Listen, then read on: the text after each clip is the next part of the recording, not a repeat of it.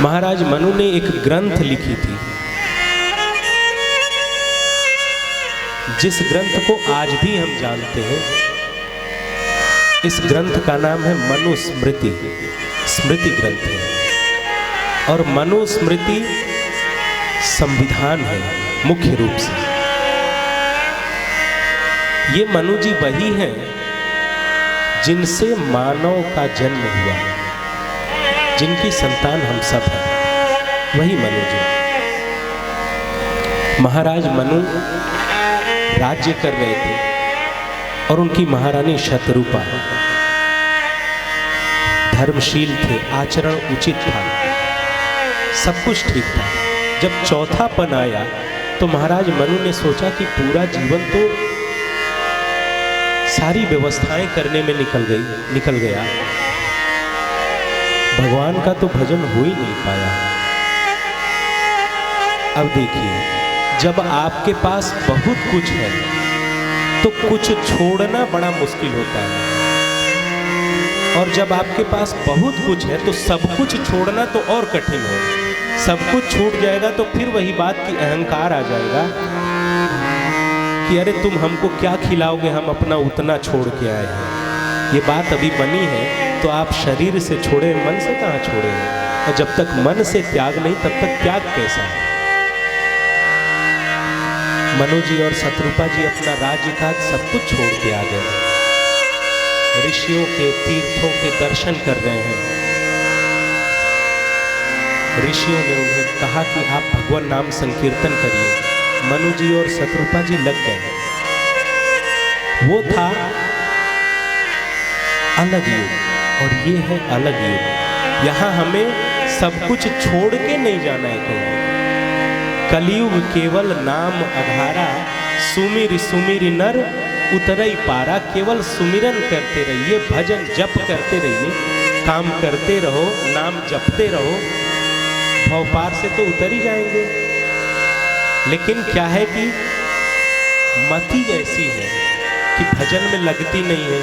शुरू किया जब कुछ और ध्यान में आ गया, तो इसके लिए एक ही उपाय है, करते रहिए, करते रहिए। जो करते रहोगे भजन धीरे धीरे, जो करते रहोगे भजन धीरे धीरे, तो मिल जाएगा वो सजन धीरे धीरे। जो करते रहोगे भजन धीरे धीरे, तो मिल जाएगा वो सजन धीरे धीरे। जो करते रहोगे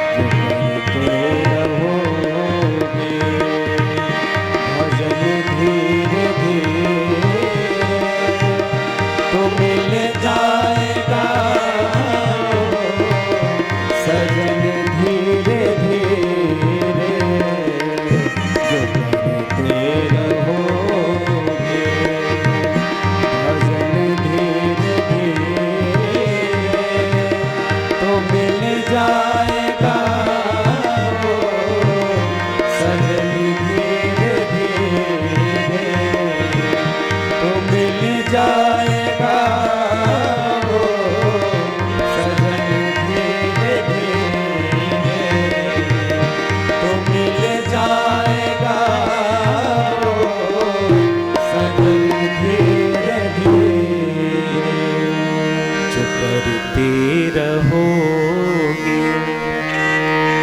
धीरे धीरे बड़ा अनुष्ठान करके ये समय इतना व्यस्त है कि इसमें अगर हम चाहें कि हम सब छोड़ के भगवान का भजन करें तो संभव नहीं है। काम चलता रहे और नाम भी चलता रहे। हमने बार बार रेखांकित किया है कि इस युग का महात्म्य ही यही है कि आप केवल भगवान के नाम का स्मरण कीजिए। प्रति सांस आपकी माला का प्रत्येक मन का हो और प्रत्येक मन का जैसे खिसकता जा रहा है भगवान का नाम लेते जाइए। मनु जी और शतरूपा जी भगवान का जप करते हैं, मंत्र का जप करते हैं, तप करते हैं और तप ऐसा कि जो शरीर हृष्ट पुष्ट था वो शरीर केवल अस्थि पंजर मात्र बच गया। जब भगवान प्रसन्न हुए, आकाशवाणी हुई कि आप दंपति के तप से हम प्रसन्न हैं, मांगिए क्या चाहिए आपको, जो आपकी इच्छा हो अंतरात्मा में, जो आपने सोच के ये तप आरंभ किया है, आप मांगिए क्या चाहिए। मनु जी ने कहा प्रभु इतना तप किया, आप प्रसन्न भी हुए और दर्शन भी नहीं देंगे, ऐसा कैसे हो सकता है, आप दर्शन दीजिए पहले। भगवान समक्ष आए, सौंदर्य स्वरूप। दंपति ने भगवान को प्रणाम किया और जब वरदान मांगने की काल आया तो महाराजा मनु ने कहा कि हम आपके जैसा पुत्र चाहते हैं। भगवान ने कहा अब अपने जैसा हम कहाँ खोजने जाएंगे मनु जी, हम ही आपके यहाँ पुत्र बन के आएंगे। मैया शतरूपा ने भगवान की भक्ति मांगी। पुनः महाराजा मनु ने कहा कि प्रभु एक और वरदान दीजिए कि आपके विछोह में मेरे प्राण, मैं नहीं चाहता हूं कि अब अगले जन्म में बचे। यदि आप हमको छोड़ते हैं तो आप मेरे प्राण भी आपके साथ ही चले जाएं। भगवान ने आशीर्वाद दिया। महाराजा मनु और महारानी शतरूपा स्वर्ग में जाके उचित समय आने की प्रतीक्षा कर रहे हैं। यहां अब आगे की कथा रावण के जन्म की है। रावण का जन्म, उसका अत्याचार। पौरुष होना अच्छी बात है, लेकिन पौरुष का सात्विक होना अत्यंत आवश्यक है। पौरुष के बिना कुछ काम सोचा जाए ये अनुचित है। अगर पौरुष के साथ कुछ मिल रहा है तो उसमें आवश्यक है कि उसकी गति सात्विक हो। नहीं, अगर ऐसा नहीं था तो भैया जो वाद्य बजा रहे हैं वायलिन, ये मूल रूप से रावण ने बनाया था। कितना बड़ा संगीतज्ञ था रावण हत्था उसका नाम है। आज भी राजस्थान में वो लोक में प्रचलित है। मृदंग का प्रकांड विद्वान, शास्त्रों का प्रकांड विद्वान, जिसने काल गणना के लिए एक ऐसी संहिता लिखी जिससे प्रत्येक मनुष्य के 12 जन्म बाद और पहले की सारी गणनाएं की जा सकती हैं। आज भी पंडित लोग करते हैं, जबकि उसके कुछ ही अंश मिले थे। ऐसा पंडित, वो मृदंग बैठ के बजाता था तो भगवान भोलेनाथ तांडव नृत्य करते थे। ऐसा संगीतज्ञ, ऐसा सौंदर्यवान कि कुछ महात्मा लोग कहते हैं कि अशोक वन में अप्सराएं बैठ के रावण के लिए तप करती हैं कि कभी वो मुझे पत्नी रूप में प्राप्त करे। इतना सौंदर्यवान, इतना बलशाली कि देवता लोग उससे भय खाते हैं। जो देवता सारी सृष्टि में अलग अलग क्रियाकलापों को संचालित करते हैं, उन देवताओं को अपने यहाँ वो नौकर रखा है। जिस काल के आघात से कोई नहीं बच सकता है, वो काल रावण की नौकरी कर रहा है। इतना बलशाली। लेकिन एक गड़बड़ी थी कि उसका ये सारा पौरुष जो था, इसकी गति सात्विक नहीं थी और बस इसी के कारण उसका विनाश हो गया।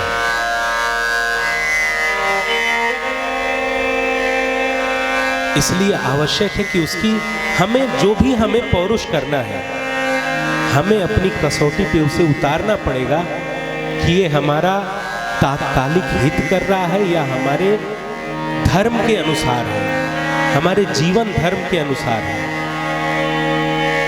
रावण अपने साम्राज्य में जब सबको जीत रहा था, दिग्विजय कर रहा था, उसने सोचा हम देवताओं को कैसे जीतेंगे।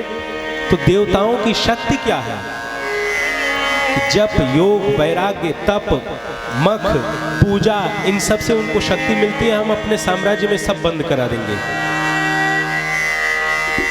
अब स्थिति क्या हुई? ए जी तप दोग विरागा, तप भगवागा, श्रवण सुनहि दस सीसा, आपन उठि धावै रहे न पावै, धन सब गालहि खीसा। अस भ्रष्ट अचारा भाषण सारा, धर्म सुनहि नहीं काना, तेहि बहुविधि त्रासै, देश निकासै, जो कह वेद पुराना, जो कह वेद पुराना, जो कह वेद पुराना। रावण का ये अत्याचार ऐसा हुआ कि जब तप करने वाले सभी लोगों को वो देश निकाला दे देता था। जो वेद पुराण को कहने और सुनने वाले थे उनको भगा देता था अपने देश से। और इसका परिणाम क्या हुआ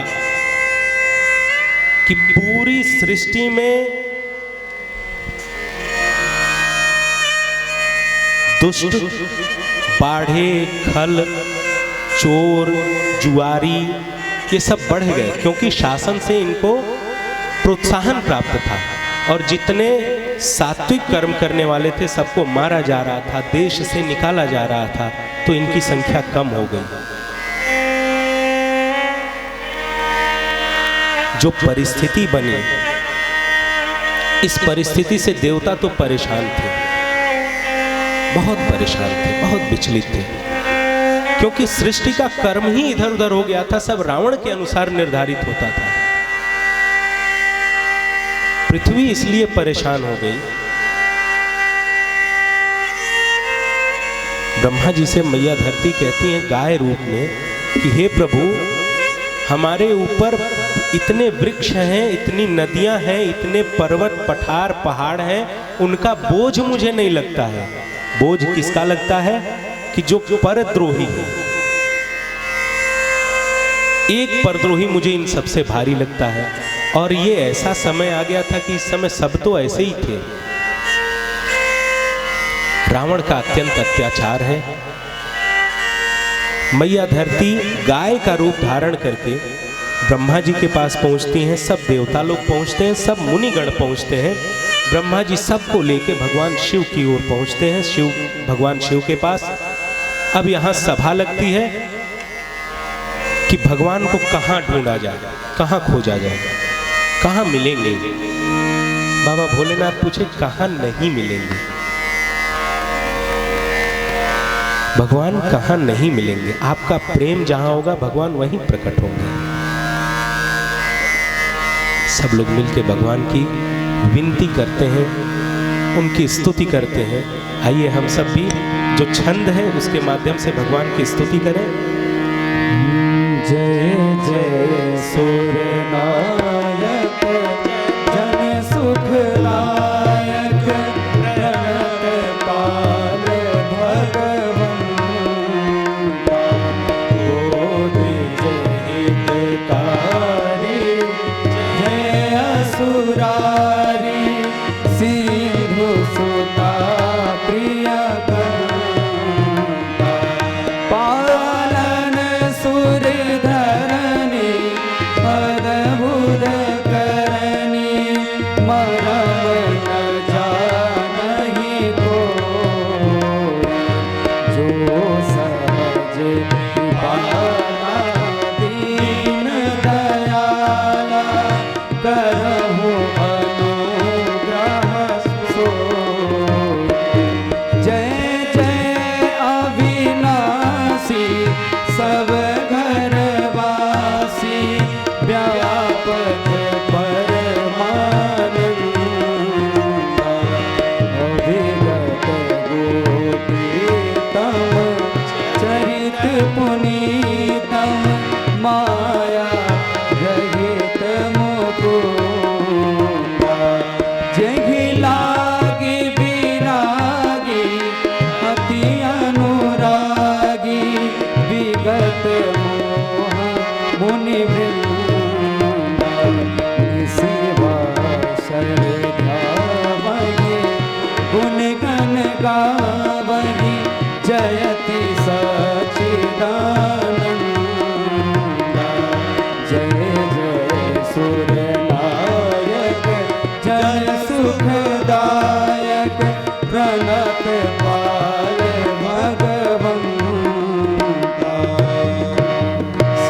देवतागण, मुनिगण, मैया धरती, गो माता के वेश में ब्रह्मा जी और भगवान शिव सब मिलके भगवान की प्रार्थना करते हैं। इस करुण पुकार पर आकाशवाणी होती है, जानि सभय सुर भूमि,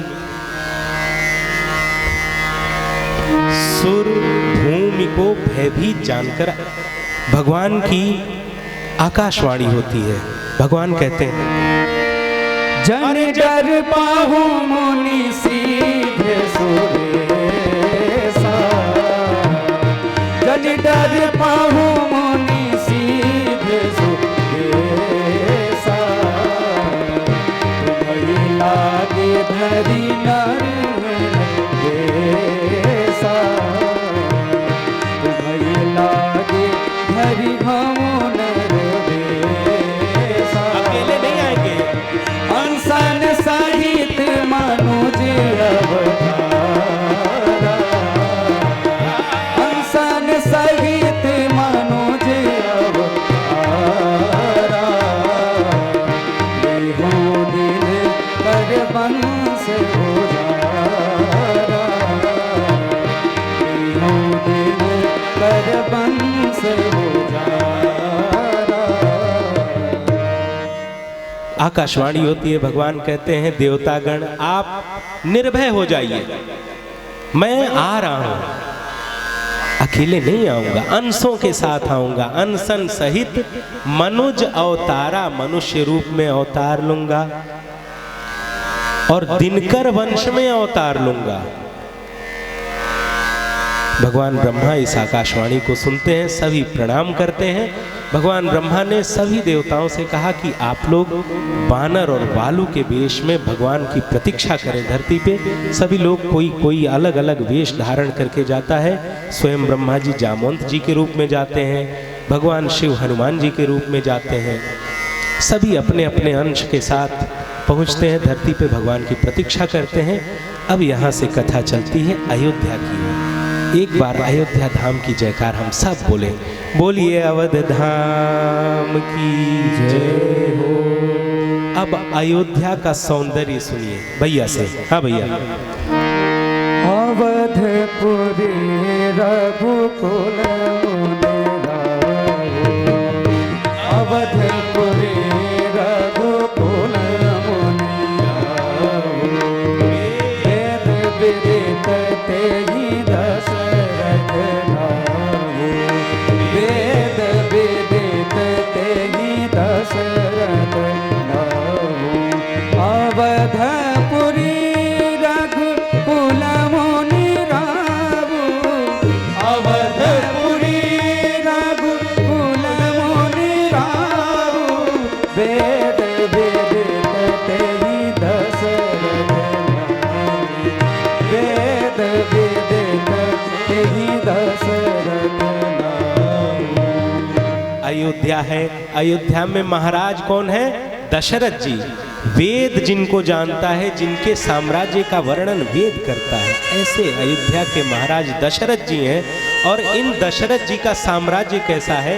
इन्हीं के पुत्र तो भगवान श्री राम है, राघव जी हैं। तो आइए राघव जी के गांव का वर्णन सुनते हैं।